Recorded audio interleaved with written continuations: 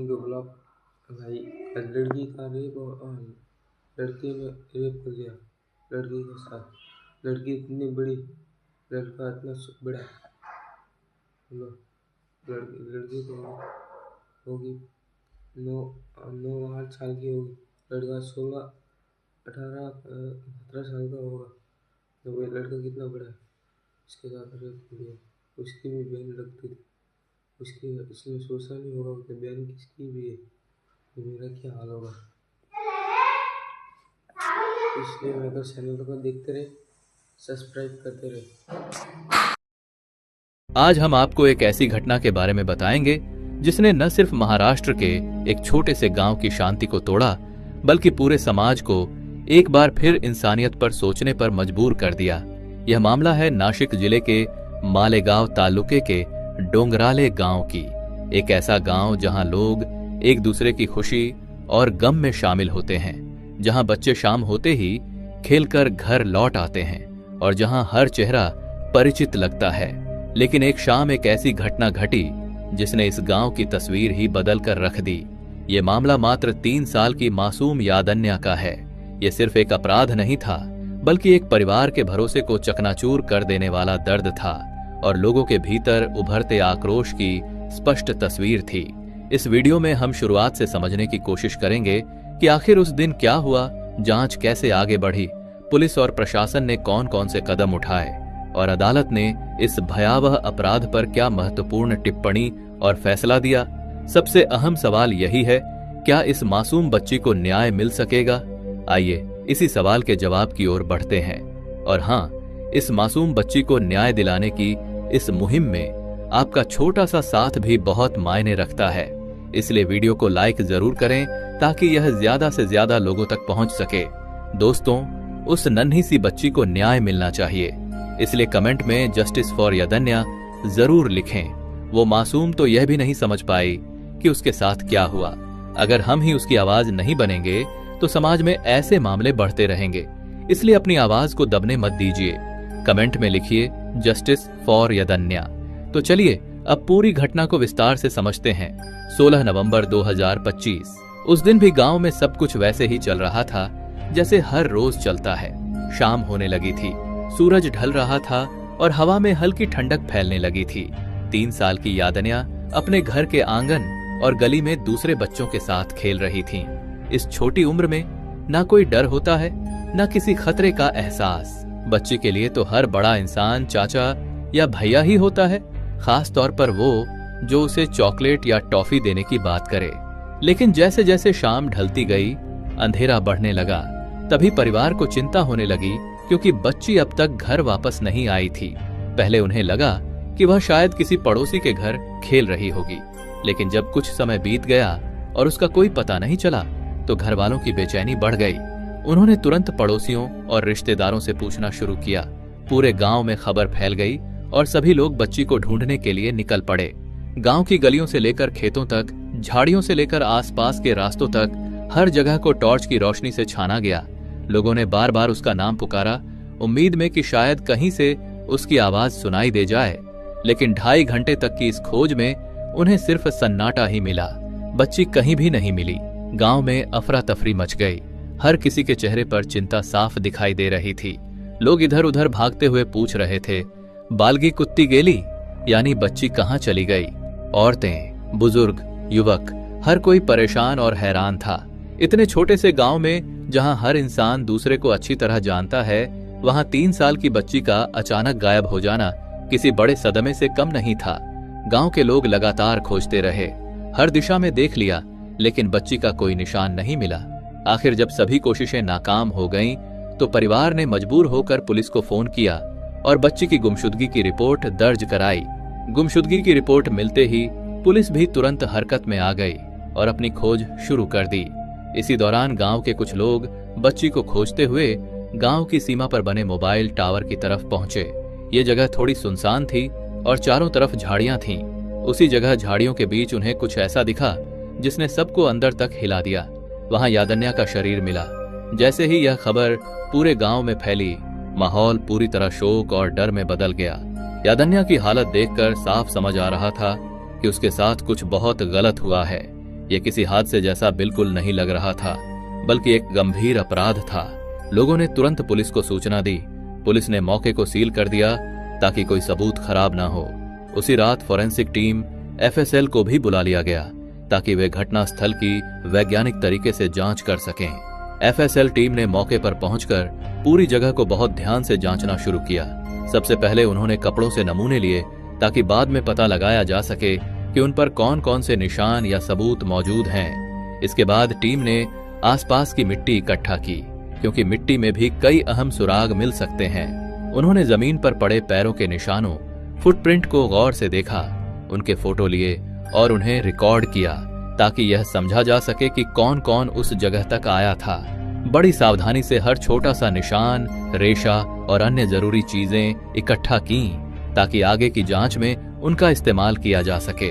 जब सारी जांच पूरी हो गई तो इन सबूतों को ध्यान से पैक कर सील किया गया और फॉरेंसिक लैब में भेज दिया गया, जहां उनकी वैज्ञानिक तरीके से जांच की जानी थी और शरीर को भी पोस्टमार्टम के लिए भेज दिया गया। अब जांच की दिशा साफ हो चुकी थी। ये सिर्फ एक कांड का मामला नहीं, बल्कि एक बच्ची के साथ बेहद घिनौना अपराध का मामला भी था। अगला और सबसे जरूरी कदम था ये पता लगाना कि उस शाम असल में हुआ क्या था। घर से मात्र 300 मीटर दूर ही बॉडी का मिलना यह इशारा कर रहा था कि कातिल कोई आसपास का ही है। पुलिस ने जब सभी घर वालों और आस पड़ोस और गांव वालों से पूछताछ शुरू की तो पता चला कि यादन्या हमेशा घर के पास ही मोहल्लों के बच्चों के साथ खेला करती थीं। इसलिए पुलिस ने मोहल्ले के बच्चों से बात की जो उसी समय उस मासूम बच्ची के साथ खेल रहे थे। पुलिस ने बच्चों से धीरे धीरे और प्यार से पूछा कि उन्होंने क्या देखा था। बच्चों ने बताया कि खेलते वक्त एक आदमी वहां आया था। उसने बच्ची को चॉकलेट देने का लालच दिया और उसे अपने साथ चलने के लिए कहा।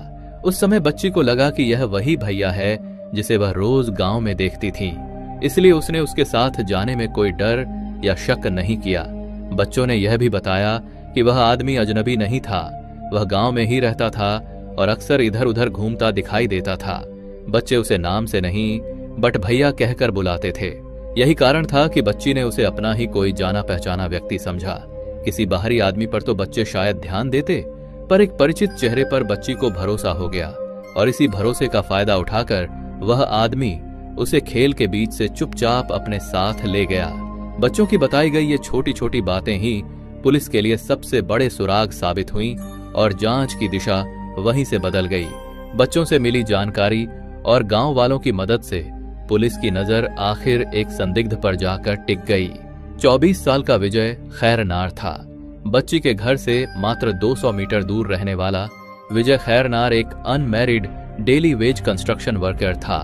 रात करीब 8:30 बजे पुलिस विजय खैरनार को पकड़कर मालेगांव तालुका पुलिस स्टेशन लेकर पहुंची। थाने में खड़ी पूछताछ और सख्त कार्रवाई के बाद विजय धीरे धीरे टूटने लगा और आखिरकार उसने अपने इस घिनौने अपराध की पूरी कहानी बयान करनी शुरू कर दी। पूछताछ में यह बात सामने आई कि करीब 1 महीने पहले विजय का बच्ची के पिता के साथ किसी बात को लेकर विवाद हुआ था। उसी छोटी सी बात को दिल में रखते हुए उसने ऐसा करने का सोचा। उसने पुलिस को बताया कि वह यादन्या को चॉकलेट देने का लालच देकर अपने साथ चलने को तैयार किया।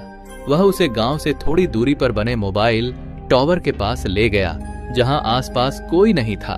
वहीं उस सुनसान जगह पर उसने उसके साथ बेहद घिनौनी हरकत की और मामले को छिपाने की कोशिश में उसने वहीं एक बड़ी घटना को अंजाम दे दिया। पूछताछ के दौरान मिला उसका यह कबूलनामा पुलिस के लिए इस केस में सबसे बड़ा और निर्णायक सबूत साबित हुआ, जिसकी मदद से पूरी घटना की सच्चाई सामने आ गई। जिस रात इस घटना का खुलासा हुआ उसी रात पूरा गांव गुस्से और गम से भर गया। जैसे ही खबर फैली, लोग धीरे धीरे सड़कों पर जमा होने लगे। गांव की महिलाओं ने मुख्य चौक पर इकट्ठा होकर विरोध प्रदर्शन शुरू कर दिया। वे मोमबत्तियां, तख्तियां और बच्ची की फोटो लेकर इंसाफ की मांग कर रही थीं। गांव के युवा सबसे ज्यादा आक्रोशित थे।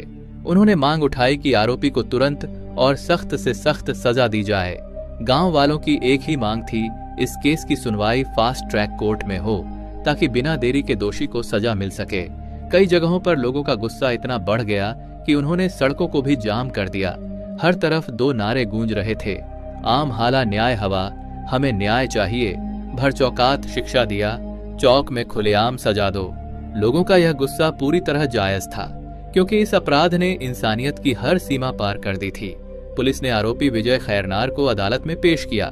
कोर्ट ने पुलिस की दलीलों को सुनकर उसे पुलिस हिरासत रिमांड में भेज दिया, ताकि पुलिस और गहराई से पूछताछ कर सके और केस से जुड़े सभी पहलुओं को स्पष्ट कर सके। पुलिस मुकदमा लिया था, लेकिन असली भीड़ और घमागमी 20 नवंबर को देखने को मिली। ये इस केस के लिए बेहद अहम दिन था। उस दिन आरोपी को फिर से कोर्ट में लाया जाना था। कोर्ट में पेशी की खबर फैलते ही लोगों का गुस्सा चरम पर पहुंच गया। अदालत के बाहर हजारों की संख्या में लोग जमा हो गए। गांव वाले, आसपास के क्षेत्र के निवासी और सामाजिक कार्यकर्ता सभी इंसाफ की मांग को लेकर सड़कों पर उतर आए। प्रदर्शनकारियों के नारों से पूरा इलाका गूंजने लगा। हर तरफ आवाजें उठ रही थीं, न्याय चाहिए, मृत्युदंड दो। इन नारों ने माहौल को और तीखा बना दिया। भीड़ का गुस्सा इतना बढ़ गया कि कुछ लोगों ने कोर्ट के मुख्य गेट की ओर पत्थर और जूते तक फेंक दिए। स्थिति बिगड़ती देखकर पुलिस को भीड़ पर काबू पाने के लिए लाठीचार्ज करना पड़ा। बढ़ते तनाव और सुरक्षा के खतरे को देखते हुए अदालत ने तुरंत फैसला लिया कि आगे की सुनवाई वीडियो कॉन्फ्रेंसिंग के जरिए की जाएगी, ताकि किसी की सुरक्षा को खतरा न पहुंचे और कार्यवाही शांतिपूर्वक जारी रह सके। इस पूरे मामले में प्रशासन ने भी काफी संवेदनशीलता दिखाई।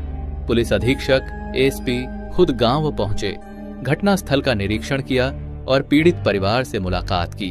उन्होंने परिवार को भरोसा दिलाया कि उन्हें हर संभव मदद मिलेगी और यह केस पूरी गंभीरता के साथ देखा जा रहा है। अधिकारियों ने इस मामले को अत्यंत संवेदनशील बताते हुए कहा कि इसकी जांच में किसी भी तरह की लापरवाही नहीं बरती जाएगी। फिलहाल आरोपी विजय खैरनार पुलिस हिरासत में है और उससे लगातार पूछताछ की जा रही है। जांच अधिकारी उससे घटना के हर छोटे बड़े पहलू को समझने की कोशिश कर रहे हैं, ताकि सच्चाई पूरी तरह सामने आ सके। सोशल मीडिया पर भी यह मामला तेजी से फैल गया है।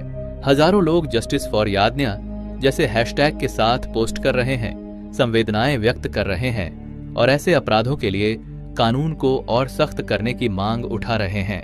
पूरे देश की नजर अब इस केस पर टिकी हुई है। हर कोई यही चाहता है कि उस मासूम को न्याय मिले और दोषी को ऐसी सजा दी जाए जो भविष्य में ऐसे अपराध करने वालों के लिए एक कड़ा संदेश बने। वह 3 साल की मासूम बच्ची, जिसने दुनिया को समझना शुरू ही किया था, जिसकी किसी से कोई दुश्मनी नहीं थी, वह इतनी दरिंदगी की शिकार हो गई। इस दर्दनाक घटना ने हम सभी को झकझोर कर रख दिया है, लेकिन इससे उपजे गुस्से और एकजुटता ने एक उम्मीद भी जगाई है। उम्मीद है कि न्याय की जीत होगी। उम्मीद है कि इस मासूम की आवाज बुलंद होगी और उसे इंसाफ मिलेगा। हमारी यही प्रार्थना है कि ऐसी घटनाएं दोबारा न हो। Justice should be delivered fast and Strang. अगर आपने अभी तक वीडियो को लाइक नहीं किया है तो कृपया लाइक करें और चैनल को सब्सक्राइब करना ना भूलें। धन्यवाद। आपने देखा होगा वीडियो, और वीडियो देख लेना और लिंक में देख लेना और सब्सक्राइब लाइक कर देना। और लड़का और लड़का कितना साल का होगा, और लड़की तो 8 साल की होगी, और लड़का 17 साल का होगा। लड़का इतना इसको रेप कर लिया लड़की का। हो सो भाई, लड़की आपकी लड़की, आप लड़के की क्या कर सकते हो। चैनल को लाइक कर देना और सब्सक्राइब कर देना और चैनल को देखते रहे, मेरा वीडियो देखते रहे। इसलिए बाय।